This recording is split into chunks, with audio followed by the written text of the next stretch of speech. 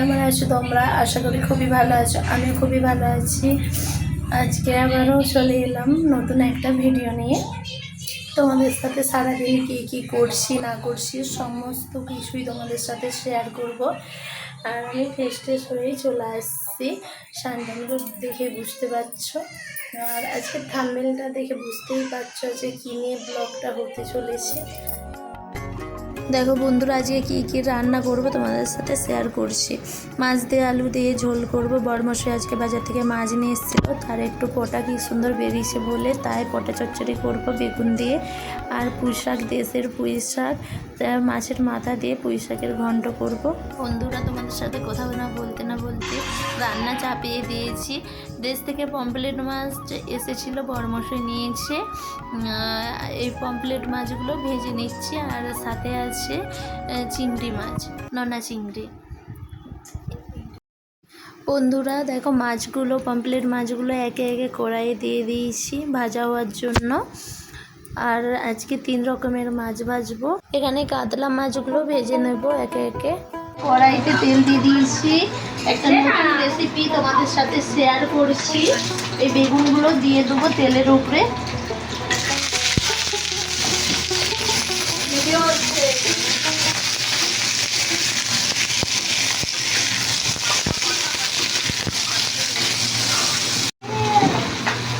দেখো বন্ধুরা, আমার কড়াইতে তেলটা তাতানা হয়ে গেছে। এবার তরকারির জন্য আলুগুলো দিয়ে দেবো।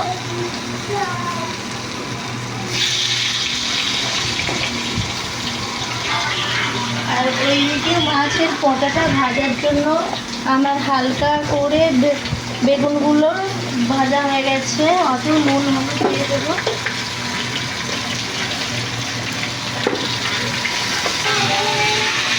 হালকা নাড়াচাড়া করে নিতে হবে।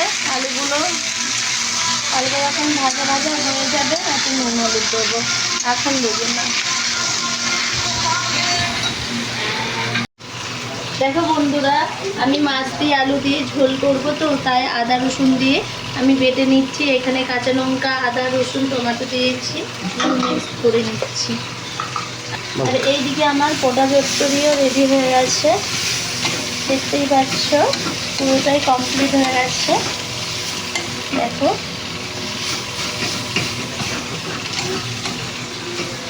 আলুগুলো ভাজা হয়ে গেছে। এবার আলুগুলো নামিয়ে নেব। একটু লাল লাল করে ভেজে নিয়েছি।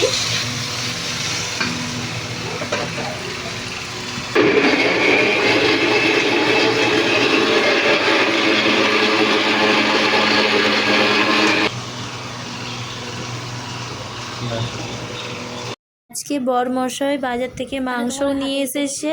আজকে অনেক রকমের রান্না আছে, তোমাদের সাথে পরে আবারও কথা বলছি।